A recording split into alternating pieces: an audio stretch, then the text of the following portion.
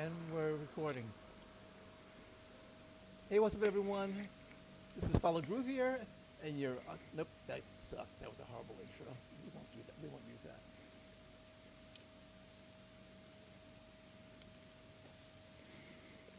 Right on the screen. Hey, what's up, everybody? And welcome to yet another episode of Follow Groove's Groovy Based Podcast. I'm your host, Follow Groove, and today we have with us, coming from a small town outside of Berlin, Germany, and we actually had matching hats, but we did not coordinate. So Flo, 24 fret, 24 no, 24 fret Flo, Reichard. Hey, dude, what's happening? Glad to have you on. Hi. Thanks Good. for having me. No, dude, definitely. And I love the fact that we're wearing the same tan. we, we actually we didn't even coordinate it; it just kind of happened to work out that way. This is kind of cool. Wait, can you hear me? I can hear you, yes. Okay, okay, just making sure. Okay, awesome. Okay, my first question to you is: did the bass find you, or did you choose the bass, or did the bass choose you? Very good question. I think it was my father who listened to crazy bass players because Oh he wow. was a child from the 70s, Hmm. not a musician, but he listened to George Duke with Stanley Clarke on bass, as all of us know, and he also listened to Weather Report, Hmm. and he played the cassettes and the LPs all the time when I was a little child, a baby. So you were Uh, hearing, so you were hearing all that growing up. So your father, this was all in your house. yes, yes, yes. Wow. So you were kind of born hearing the low tone, courtesy of your father, in that sense. That's true. And yeah, because I was a baby, I once I took one of his cassettes, with George Duke or Stanley Clarke, Hmm. a tape, don't know, and played around with this and destroyed it.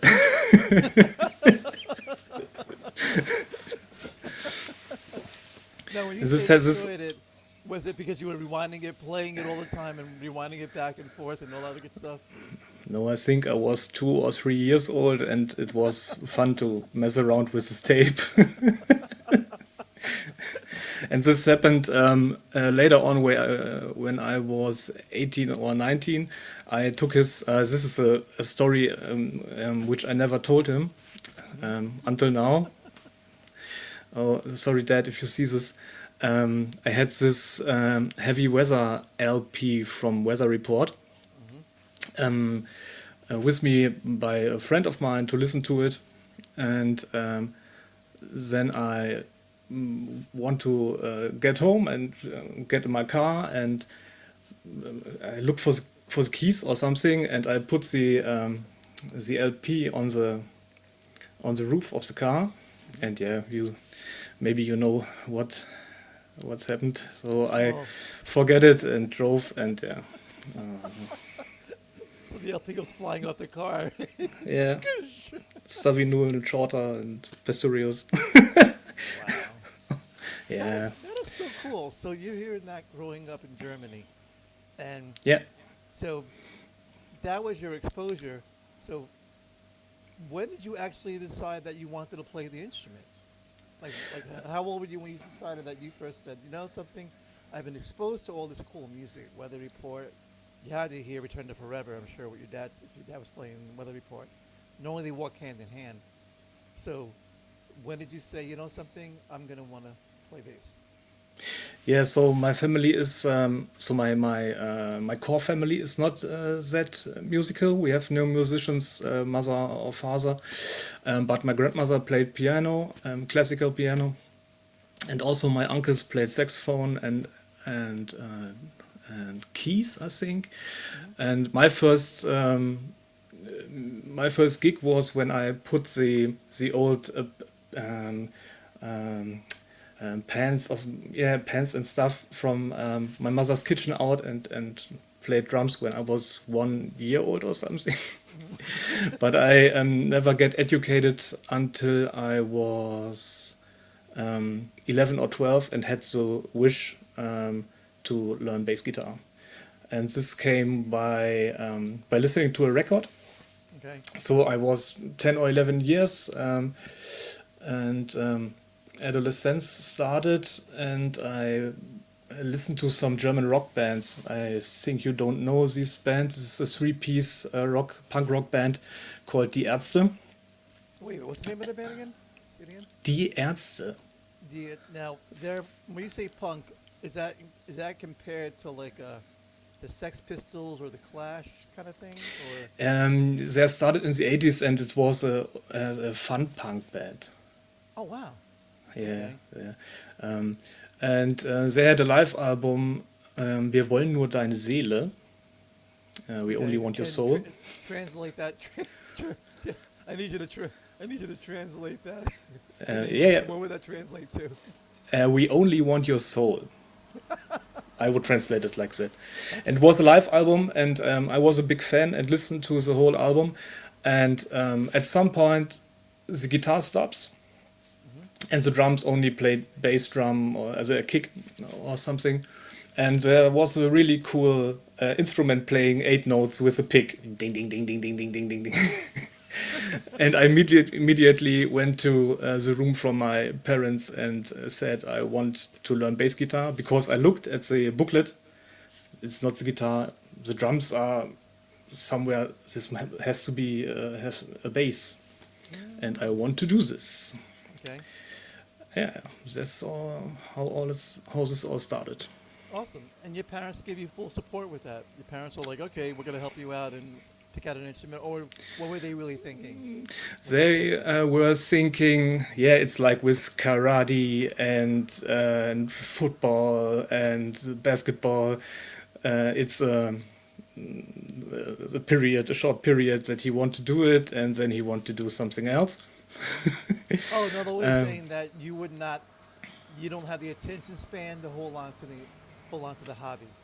Yeah, and this is why they didn't bought me a real bass guitar. So my father was an electrician, and he was always interested in building stuff. So we took a piece of wood, Okay. cut it out, and he is doing a pickup, and I have to play on this.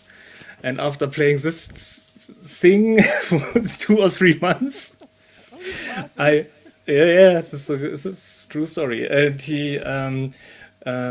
they bought me a Westone guitar. I researched it recently from a BC Ridge Warlock bass. It's a perfect beginner bass. That is true. And this was not the best instrument. And I have to play this one for a year, I think. Okay. And then I got my real first beginner bass.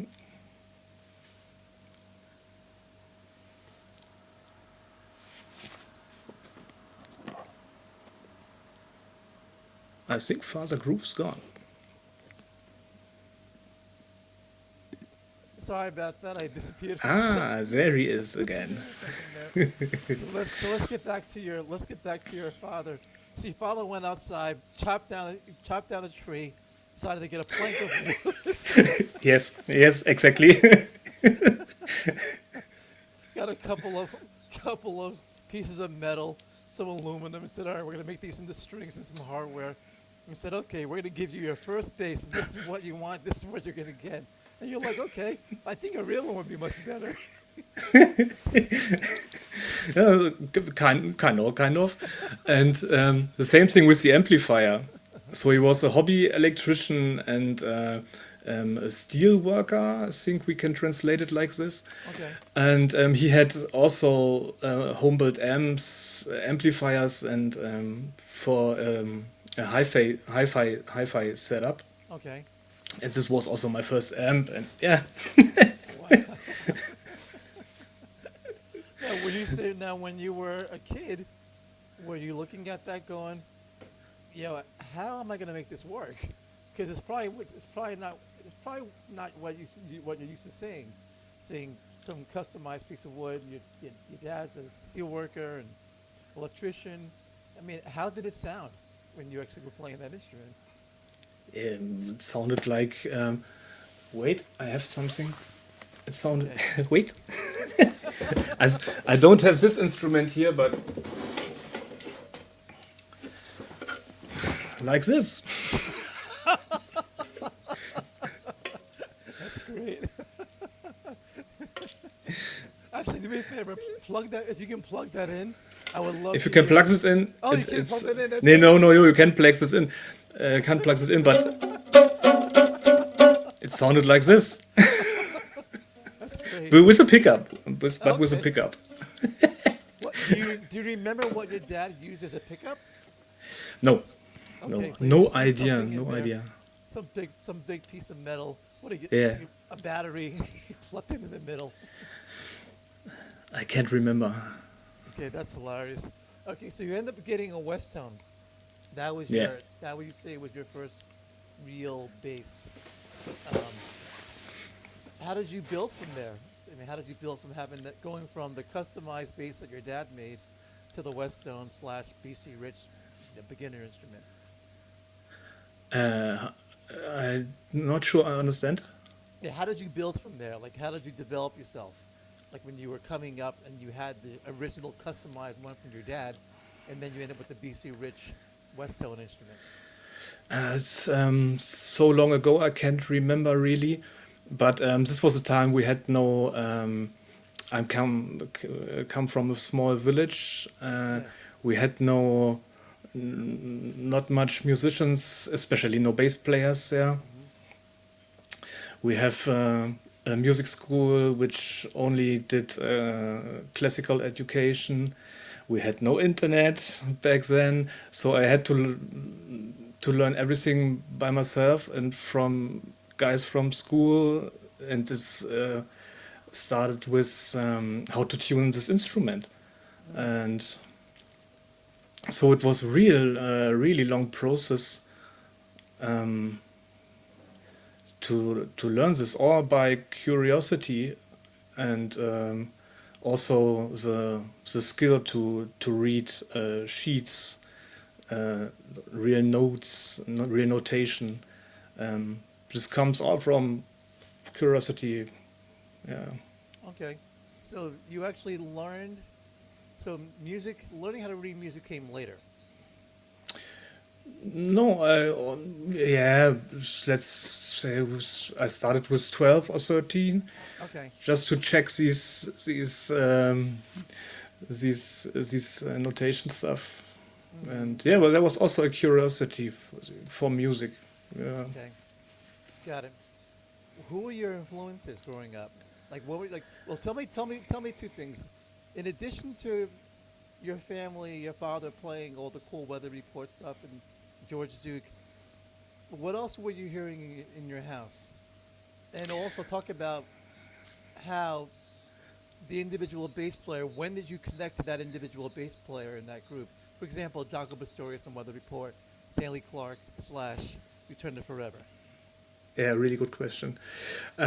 So, um, beside from this 70s funk fusion stuff, my grandmother and my mother only listened to German Schlager. Hmm. It's like And German, what does that weird mean? German folk music. Okay. Um, Hard to explain.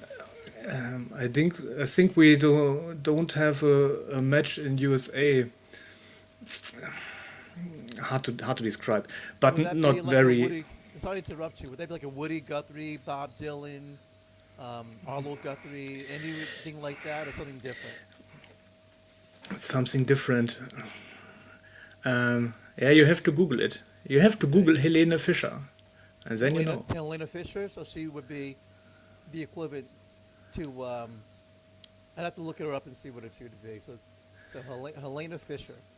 Okay, she's one of the. It's really special, really simple music for yeah, for everyone. Radio music. Okay. There are no real basses in there. Well, I hate to say it, when you think of folk music, and I'm not familiar with German. Would say it again? Say it in German, the way you said it. Schlager. Schlager. I like that. So it's like Schlager. It's like Until German you hear folk it. music. Yeah, Schlager. So, until you hear it. yep, until you hear it.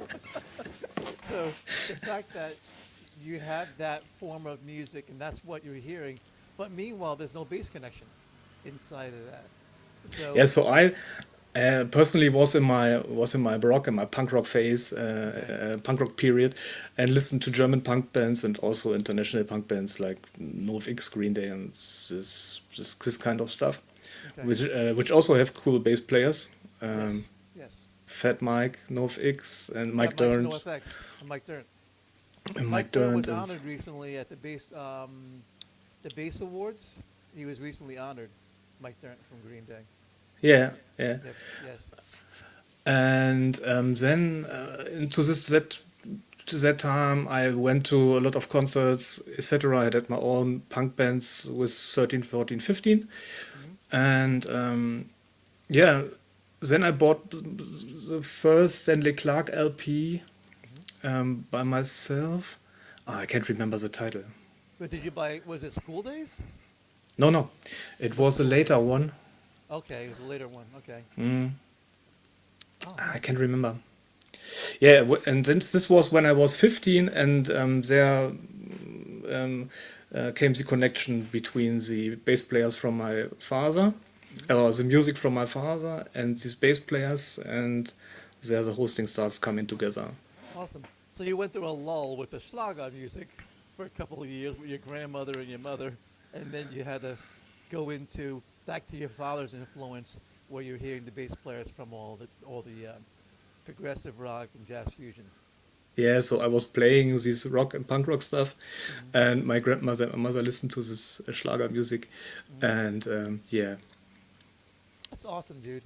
So you're playing the punk rock stuff because I listen to your style, you have a lot of cool variety in your playing. Like you're thank like you. you're you go fretless, you go six string, you go five string, you go. I mean, you're literally hitting it. You're hitting all kinds of different genres within your style of playing, and you're doing it very clean, which is pretty awesome. So talk about your background as far as your education, because you said you were from a small town, Mm. and you really didn't have bass player influences there. So you had to step outside of that. So when did you get into the point where you said, I really want to take this to the next level? Yeah, this is a long story. Okay. So where should I start? So I played in this local bands and also the next big city we have near Hanover, Okay. Hildesheim, and they have also workshops where people come for a weekend, learning 5 songs and going on stage on Sunday, I think. And there I met a lot of musicians and also my first teacher, Jan Peters, Okay. which I had between 16 and 18, Okay. I think, and he also prepared me for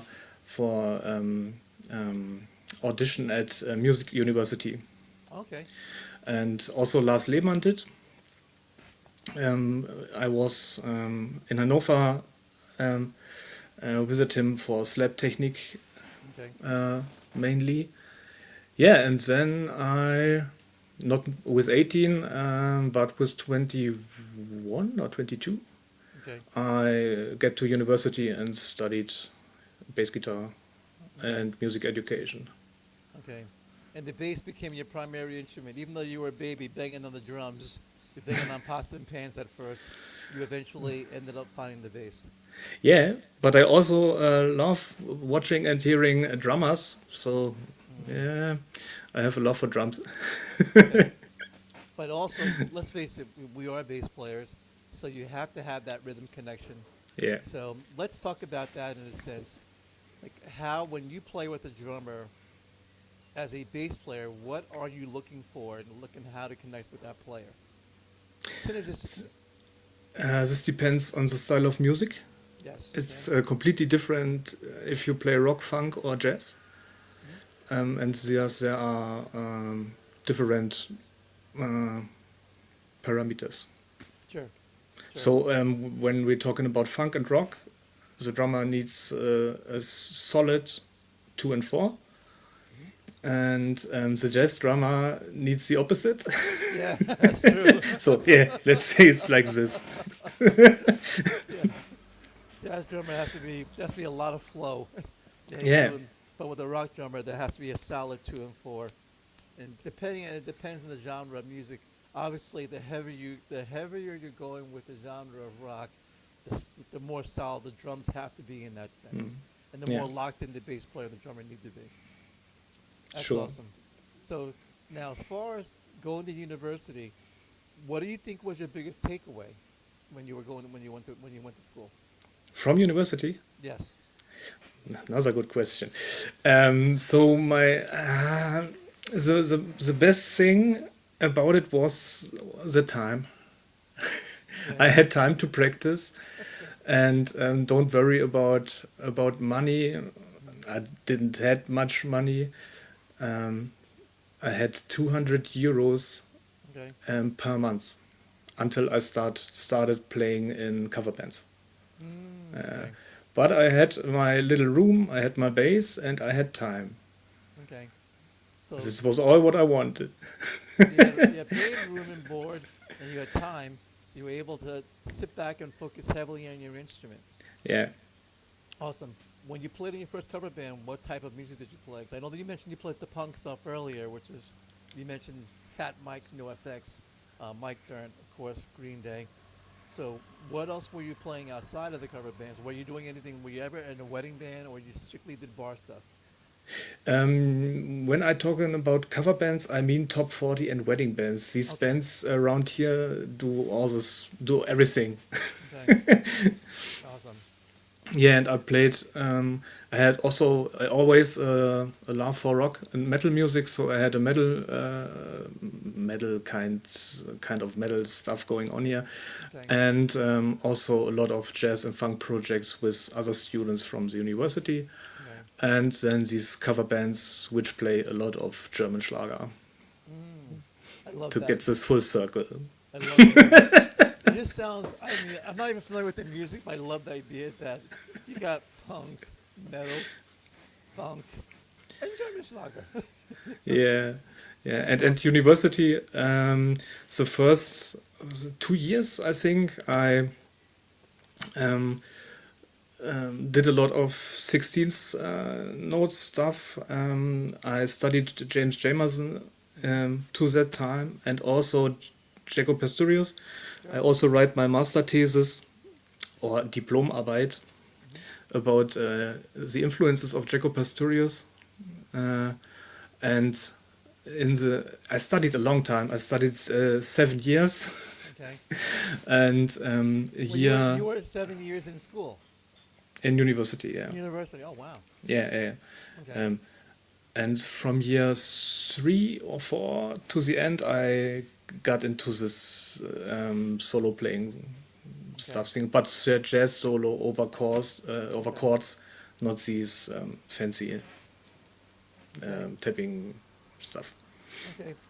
Now, was it difficult for you to go from that playing straight to now playing more the progressive, more challenging bass playing styles? Was that an easy transition, or did it take, as you said earlier, while you were in university, you had a lot of time? So, explain that process. So you mean the solo stuff? Yes. Yes. Coming from groove Yes. to the solo stuff. Yes. This was a long process, which I really can remember when it's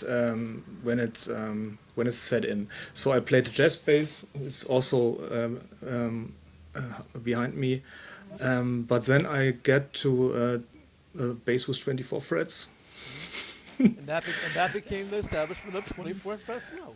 and started. Yeah, transcribed a lot.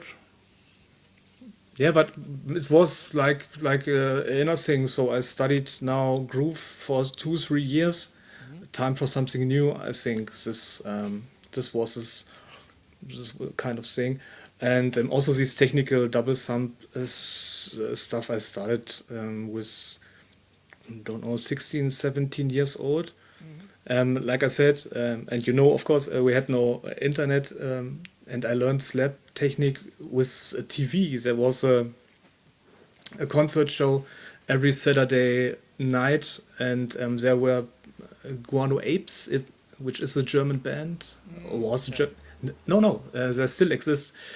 And the bass player was slapping, and I was 14, and but what? Why does he do this? So I got my bass. Why does he do this?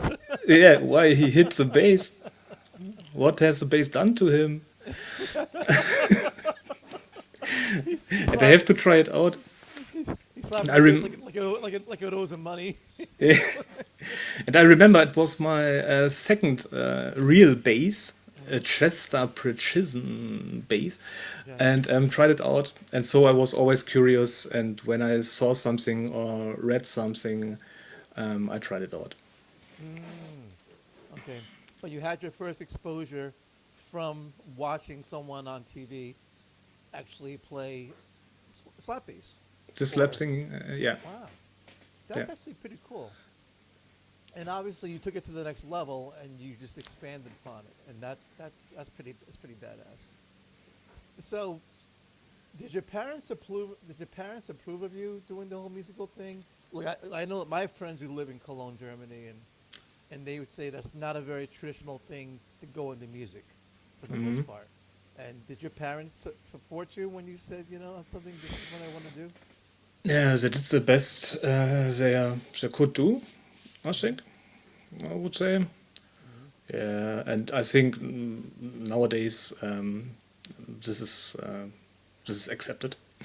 Okay, so now it's officially accepted. Good for you. Yeah, yeah. Okay. Let's discuss the 24 fret flow. When did you decide that you got your 24 fret bass? Now you adopted this principle, and now you're teaching. I see you doing a lot of stuff with the bass world, and that's pretty incredible. Um, so let's talk about how you established that part of your career. Hmm. So I was playing in these cover bands, wedding bands, you name it, and yeah, then COVID came and I couldn't play anymore. Hmm. So I teached. No, I couldn't teach also for 3 months or something. Yeah, but I cannot play. Could not play live like Okay. everyone of us. And then I started making videos, and Okay. then I decided to give them a little value Okay. so that people could learn something Okay. if they want to. If they want to. And yeah, this is how it started with this video thing. Okay. And then after that, after 1 2 years, there came different companies Okay. which wanted videos for their homepage, etc. Ulrich Base Design is the name here, which I started with, and also David Sutkin bought my first video base for Oh Ulrich. wow. Maybe you know him. He's from Brooklyn. It's in Brooklyn. Yes. Yes. Yeah, Yep. yeah, Wow. and yeah, and then the thing went on with Pulsar, with bassline. There are some basses too, and the next step is Malo, which Okay. is the biggest or the most known German bass brand. Mm. Yeah. Okay. Let's do this. Let's go through some of your instruments. I see that you got a lot of beautiful. I call it the forest. It's your forest of basses. Like go into the 24 fret, 24 Yeah. fret flow forest. And behind the camera are even more basses. So yeah, plug in. Yeah, pick one of your instruments and plug it in. Tell me why you like it. What Yeah, makes it so what makes it so unique? That looks like a fedora. Like yeah. Let's similar to the yin yang. let's start with the Pulsar. This is a brand which exists for a year now. The builder is called that's the nickname, the German Fodera, Okay. because he built highly quality custom bases, Okay. and he decided to do a modularized concept, Okay. and so we have always the same body 4 strings, little options, and yeah. So I was the presenter for this brand, Oh wow. or I am. And can you hear something? Wait. No? Now I can. Yep.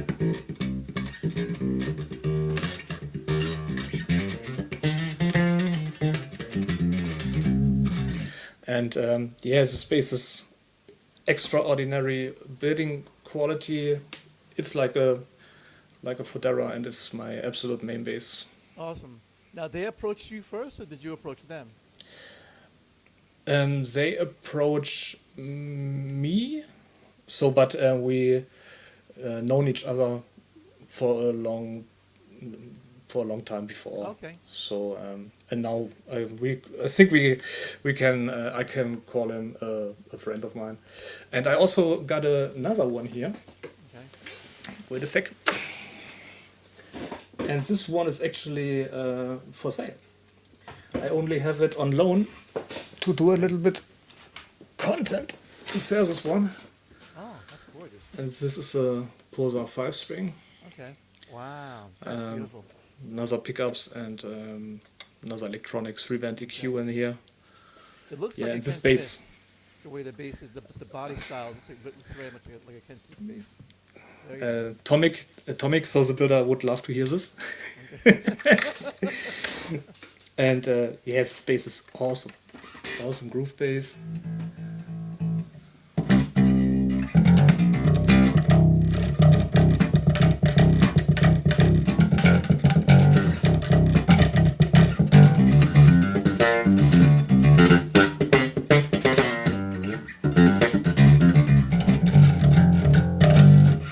Yes, it's a cool bass. Very impressive.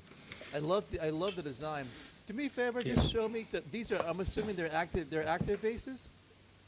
These are all active or passive. Um, this both bases were active. Okay. Yes. Yeah. By that, they also have a passive option. Okay. So there's a passive buy. Okay, if you want to buy one. Okay. Awesome. Yeah. So they Okay. started. Show me the show me your the actual what the knobs do. So tell me like All right. your volume control versus your tone control versus your Yeah, you pickup like this control. instrument. Yes. That one I'm actually very impressed with that one. So wait. Tone on. So this is a panorama Okay. balance. Just bring it a little higher so I can see it above your name tag. Okay, so there we go. Right there. Yep. Wait. Okay. Like. I can't get higher, I think. Okay. I have my headphones going on here. Wait. Okay.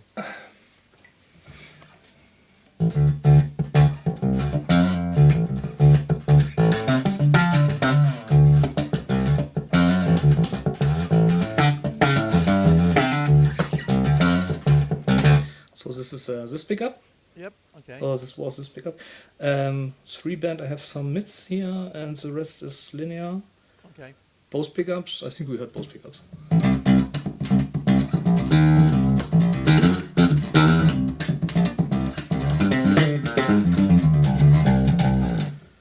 And Okay. this is the bridge pickup. Okay. Let's get some bass in here. Oh, this is too much input.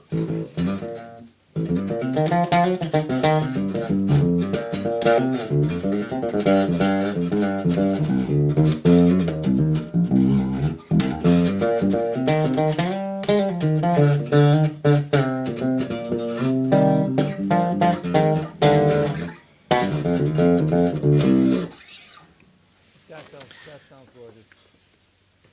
Very nice. Yeah, really cool bass. Awesome. So how many basses do you have in total? Yeah, I have a few on loan. Okay.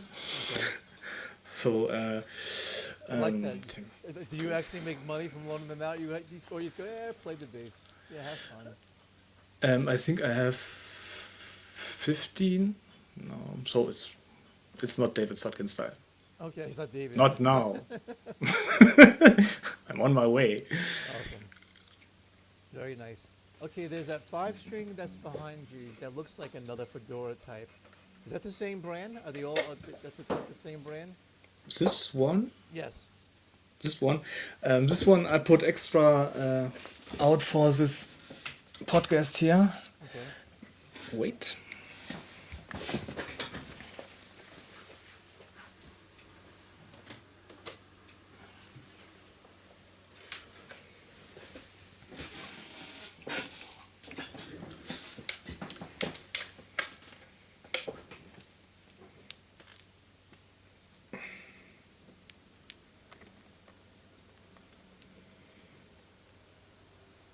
Wrong.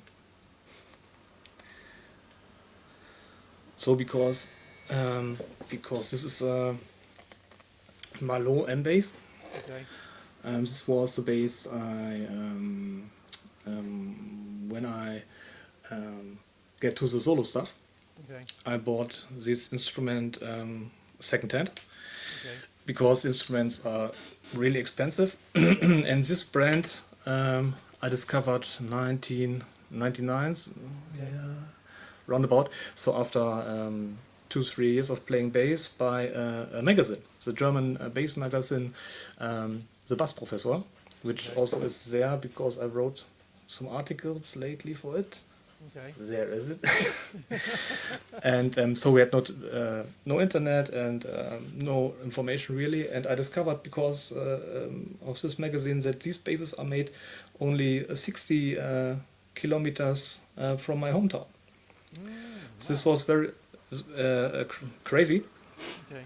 And so I have a deep connection with this company, and this company will also build my 24 fretful signature bass this year, which will come September, something Okay. September this year. And Awesome. this will be an M bass, but with 5 strings, high C, 33-inch scale. Okay. And yeah, because I can't play this thing anymore, it weighs a ton. That looks like that. That looks like that puts a lot of weight on, a lot of pressure on your shoulders. And your back. Yeah. Wow. But yeah, this story is cool. It's even not in tune. Don't play for long, but I played it for 10 years, Okay. and also on my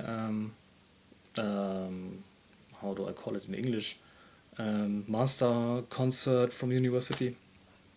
Most of the stuff is played on Almost this M bass. like your like your thesis, but you're doing Yeah. your thesis for your concert. Yeah. For you Exactly, graduate, but then to let you go and go out there and play bass for the rest of the world. Exactly. Yep. Yeah, this is why I put this out of the case. Okay. How much does it weigh? I mean, it's a beautiful instrument. 5.5 kilogram, Okay. I think. That looks like it's pretty heavy. Yeah. It's really heavy, Yeah. but has an awesome B string. Yeah, That's we gorgeous. can go on. Yes, please. There's one the one that's right behind that one that you just have. I would love Yeah. to see that. I love the way it looks from afar. Okay. Yeah, bring that one closer. Bring that one into the fold.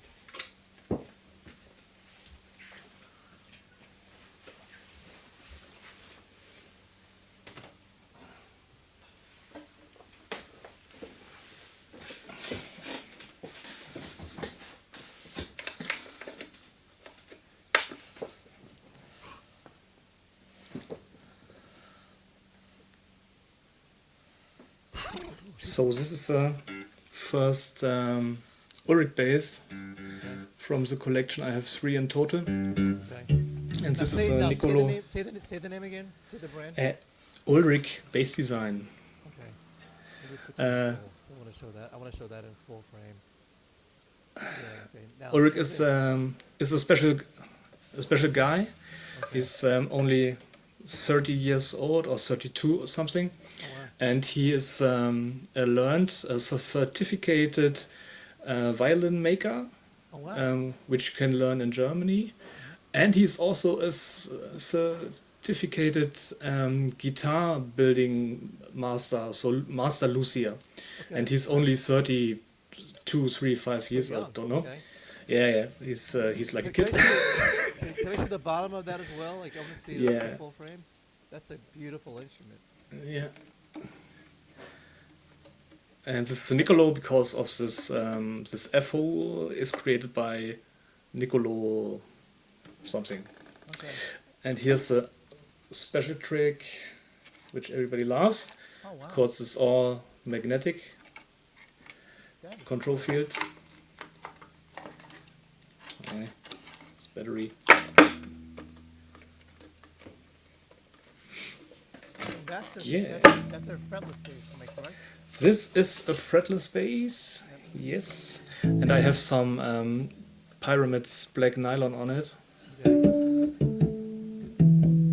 So it's not that clear, it's more like an upright bass.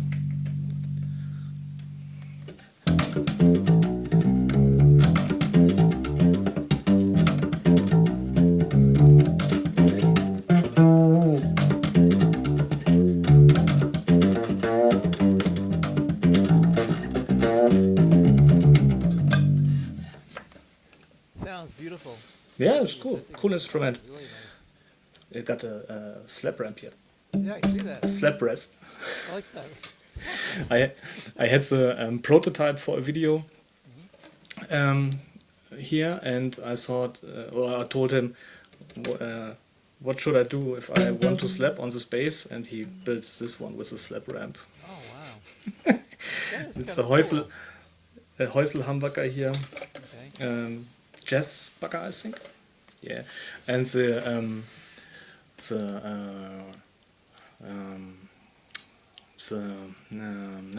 you know, the The, Markenzeichen oh, that's the name brand. of the brand. So the brand. So it's a German brand for your tuners. Or Yeah, but the headstock is like the I don't know the word. unusual, unique. Yeah, unusual, unique, and also the USP. You know what I mean? Yeah, it's a cool look. I mean, look, the headstock looks great. Yeah, yeah, That is. Yeah, I'm not used to seeing through the headstock. yeah. Where you usually it's one piece of solid wood, and then you have the tuners that are on the exterior of the headstock. This has got the inside, and I Really love it. It's cool. gorgeous. And it's have the same amount of wood like a normal headstock. So a lot of people think, yeah, it's not enough wood, and the bass wouldn't sing enough. That's not true. It's working really well. Awesome. Does it stay in tune? Does it ever go out of tune, or is it? How does that operate in that sense? Does No it problem. Stay in tune? Like once you tune it, you're good. Yeah, of course. That's You awesome. only have to learn to restring the bass. Okay. It's not like a normal bass. You have to start with this one. So G E A D, Oh wow.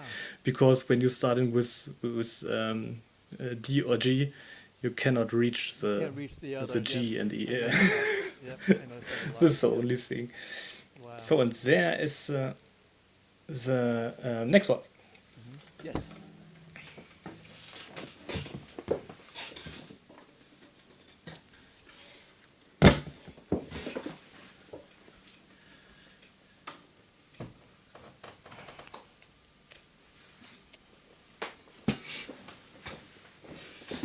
Wow, another. Is this the same luthier? That's right. Put my headphones on first. Oh, there's a special guest. Yes, I gotta get my featured guest. He's always trying to make an appearance.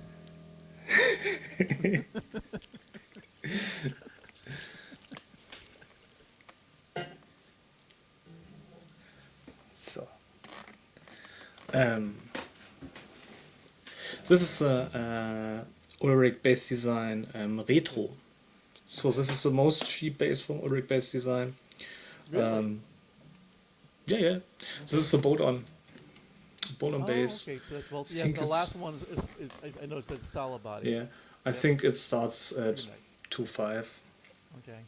You know, got a little light show going on here, Oh, nice. and my favorite pickup ramp.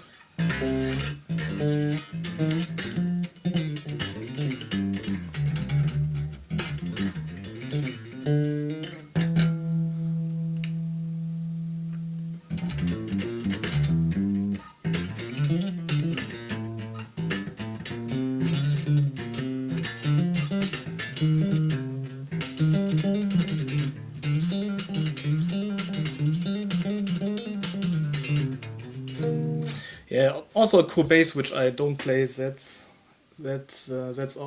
often anymore, but it's a Yeah. nice bass. What kind of pickup is that? These are two pickups in this Yeah, I figured Ram's that. wood case. Hmm. It's a Heusel big split humbucker or something. It's Okay. a Music Man style humbucker, Got it. Got it. and Okay. also a big single. It's a single coil with big post pieces. Okay. Yeah. Very cool looking instrument. I will say that. That's gorgeous. Yeah. Bring it up a little higher. I just want to see the bottom. I want to see the knobs, tone knobs. Now, does this do the same thing where this has the magnetic? If you were to pull it Yes. off, that still comes up. That is so cool. Right. And this Wow. is uh, made from leather. Okay.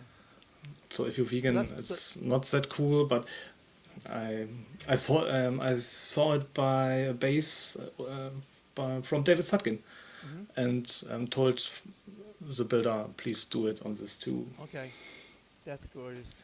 Turn the light on again. I really like that. The little bells and whistles. So headphones back. Nice. Yeah, so this is the bass I swapped for a double bass when I was 16 or 17. Oh This wow. is the bass I went to university with and played this for 3 years when I got this Jamerson and Jacko thing down. This is Okay. a 1983 made in Japan Oh okay. Fujigen. Oh okay. Yeah. So Very big. Nice. the legendary thing, which they only built for 5 years, I think, because they were better than the USA We're better than builds. you. Yeah. Yeah, yeah. I think Marcus Miller bass is also. I think he does. I think you're absolutely correct. I mean, now he's got the sire. Now he has the sire line because it's his line per se. But yes. Yeah, Yep. it has some flats on it. Okay. Yes. Let's discuss that as well. Like, what kind of strings do you have in your basses? What's a brand that you? What's your brand of choice? Yeah, depends on the bass. Okay. So I have an endorsement deal with Pyramid from Okay. Germany. Okay. They built strings since 1890, Oh I wow. think. Okay. So really crazy. The there are violin players which bought the first Pyramid strings, Mhm. which also there's a possibility that they had known Mozart Mm. or Wow. Beethoven. Mhm. Nee, Mozart died 1791. Nee, Beethoven. Beethoven died 1850 or something. Okay. Yeah, really crazy. Yeah, and these black nylons are from Pyramid, Okay. like on the Ulrich, and on the 5 string I have also Pyramid. Okay. Also on the Marlowe steel, Pyramid steel strings, Okay.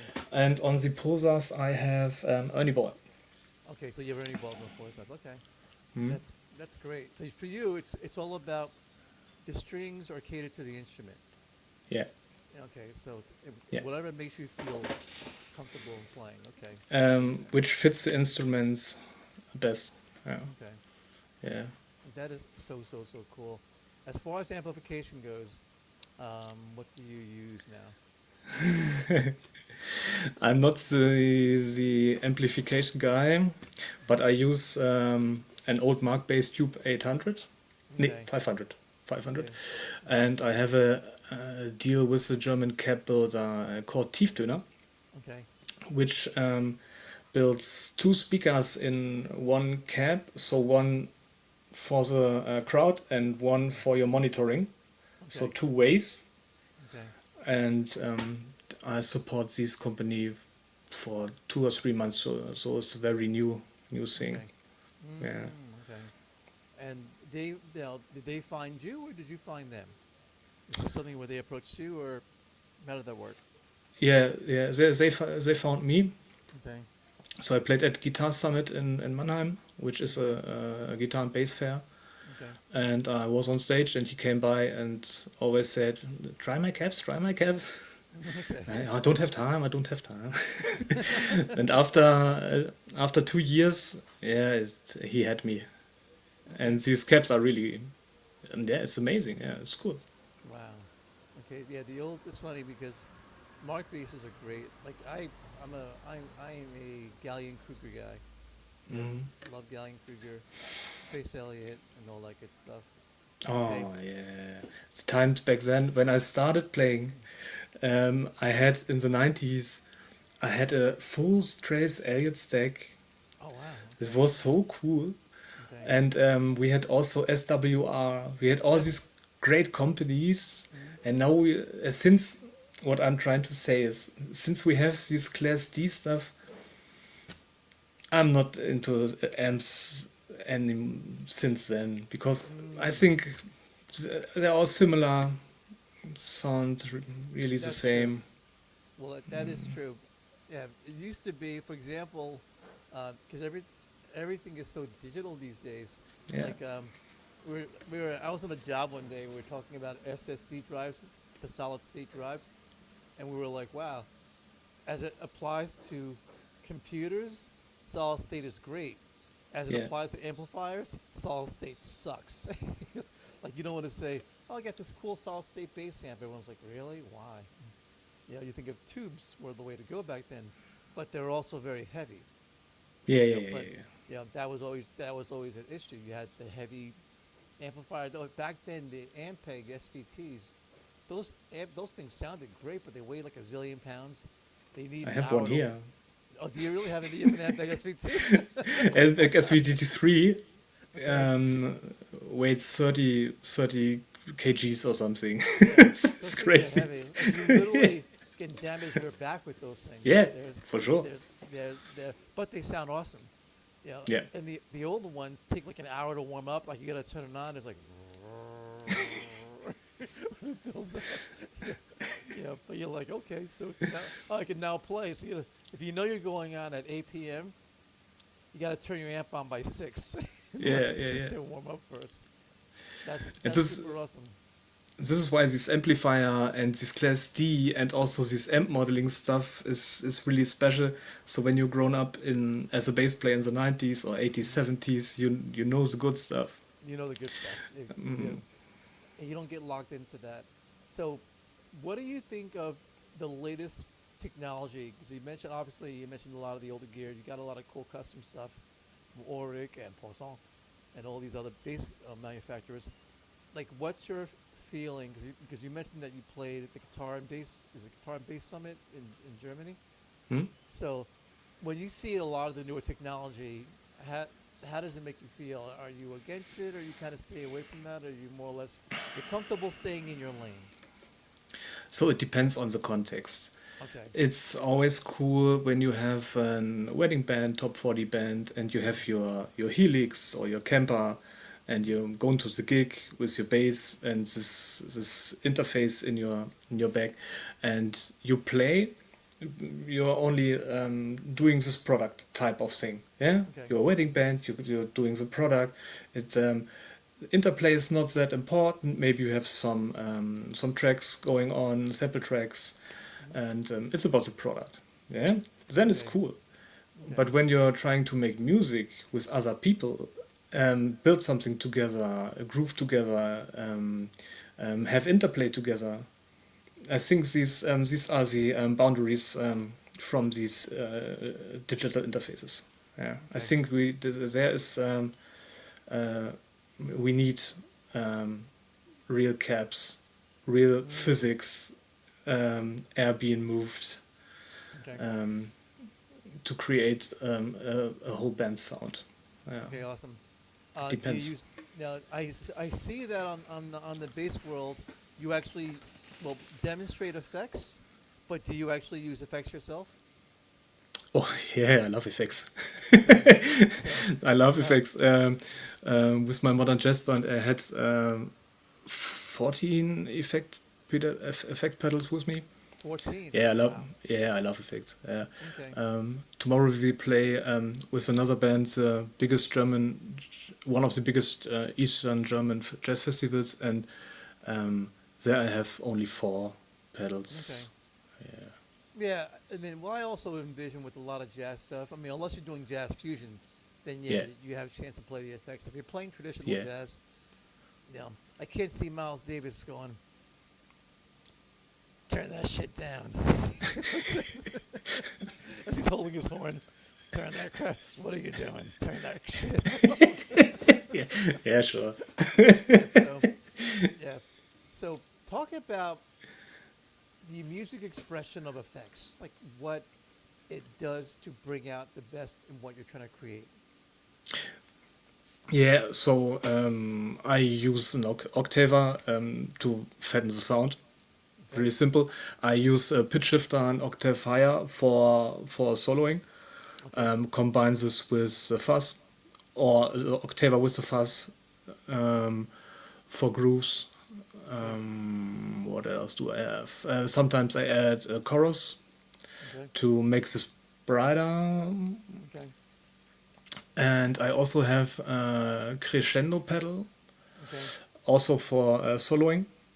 Okay. Um, what else do I have? A looper for soundscapes, Okay. two delays for soundscapes. Okay. This is what I and a switcher Okay. because I have two inputs in the Mark bass, Okay. so I can switch these inputs with this switcher. Okay. And what else do I have? I have a saturator which Gregor from Bass World gave to me, which is a really cool. I use it instead of a compressor. Okay. Envelope filter. Oh no, of course I Sure. have an envelope Yeah. filter. Hmm. Yeah. Yeah, and that's it, I think. Okay. Speaking of Bass World, because you mentioned them earlier, how did you get involved with them? How is it that you became? I forgot the guy's name, the main guy. I don't want to Gregor? say. Yes. So, how did you get involved with them? Like, did they reach out to you? Was it something that you said, hey, or did you reach out to them and said, I want to do some demonstrations? Yeah, a good question. He reached out to me, and we did a first video which we showed all of his basses as a special video, and this was there to check me out if I can sit there and come up with improvised stuff for 8 hours, and yeah, I was successful, and then I'm allowed to get back once a year. Okay. You can come back now. You were good, so you definitely make a return. That's awesome, dude. Yeah, it's not that easy for everyone because there are cameras filming, there is red light going, and there is now play something. So you have to come up with a fresh idea from out of nothing, Yeah. and this is not that easy. I know exactly where you're coming from. I was trying to do bass reviews, and I realized how much I sucked at it. And I was like, I'm not good at doing this. And I stopped just doing them. I was like, I'm not enjoying this process. Yeah. Yeah, that's not good. It wasn't fun. Now, what do you enjoy playing the most? Do you enjoy playing 4-string, 5-string, 6-string? Like, what do you feel? And then again, does it apply to whatever format you're playing? Like, what do you enjoy playing the most? Yeah, I have two hearts in my chest, so to Okay. speak. It's on the one hand, it's a 4-string. Okay. And on the other hand, it's a 5-string bass with a high C string. Okay. This is what I like the most. But I Okay. also like a 5-string with a low B. Okay. So why the high C versus low B, and what does it really apply to the project at hand, or just like you said, you have two hearts. You have two hearts in your chest, so it depends on which one of the hearts is saying, which one of the hearts Yeah. is speaking to you with the lowest bass tone. Yeah. So the 4-string is the best bass for groove Okay. stuff. Yeah, because of its clarity and its attack, and it's much way faster than a 5-string or a 6-string bass could ever be, I think. And the 5-string with a high C is for soloing Okay. and chord stuff. Yeah. Okay. So I love to solo on a bass with a high C. Like I Okay. said, I played the six string for 10 years, and I really miss it, and I'm very excited to get the Malo in the next months. Mhm. Yeah, this will be Maybe you could cool. have Oric make you a custom one and just shave off some of the weight. Use a lighter wood, yeah, so you don't have to hurt your back or your shoulders. But those are great. Those are gorgeous instruments. Talk about your tattoo. I noticed on your arm you have an F clef. Yeah, Talk yeah. about like when did you get when did you get that done? Because I wasn't gonna leave the interview until I knew that you talked about getting that tattoo done. So you have F clefs. They're almost like hearts. If you look at them Uh, together, they look yeah, like yeah, they almost look like hearts. exactly. That's the two hearts Two in your F bases, chest. maybe. Yeah. Yeah, that's not a special story. I always wanted to get this on my skin. I also want more like my birth date or something, but I don't have enough time. Hmm. And yeah, unfortunately, the death of an old teacher of mine inspired me to do it now because life's short. Oh wow. Yeah. Okay, that is pretty cool. I like that. All right, we are now at the end of our interview. So I want to thank you very much for Whoa, coming on. I have so much to say I know, I left. know, I know. And I can go on forever, but I got to maintain a schedule. But this is great, and I would love to do this again, especially because I want to Oh, actually watch sure. more of what you do, and because I'm so impressed, and I love the fact that because you live in Germany, I'm getting a different perspective. I'm not getting, I'm getting a Western perspective, but it's from the German perspective, as opposed to from America, where we have everything here. Yeah. And not to say that it's similar, but because you're from Germany, you're from the outside looking in, so you're giving us a different perspective, and I like that. I like that a lot. That's the reason why I wanted to bring you on. I just love what you were doing. So, Flow 24 Fit Flow Thank you very much. Reichert. Thank you very much, man, for being on. Okay, Yeah, thanks for having me. absolutely. Good. It was a pleasure. Sweet, thank you. Okay, hold on. Okay, now I'm gonna have you say, because we're still recording, I'm gonna have you, if you can grab one of your instruments that you feel most comfortable with, play a little bit, and then I'm gonna have you say, hey everybody, this is professional. This might be a little bit, you might want to write it down maybe, I don't know, it's up to you. 24, Flow 24 Fit Flow Reichert, and you are watching Father Groove's Groovy Bass Podcast. Yeah, sure. So I can start anytime. Yep, I'll tell you when. Let me give you a single, and I'll tell you when. And Wait. action. I don't Okay. have uh, Oh yeah, gotta plug in first. these headphones. Okay.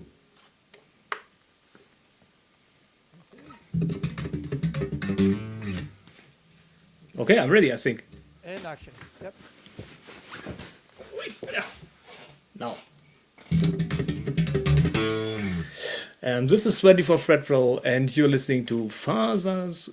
I have to do it again. No Father problem. Groove's Groovy Bass Podcast. Yep. You are watching because this is because it's visual. You're watching. All right. Sorry. Yep.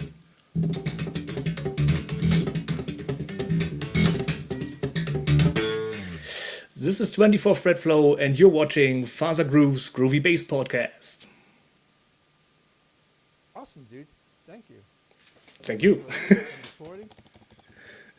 No, I want to definitely do. I want to interview you again because I want to see any future progress. If you get anything done, that would be super,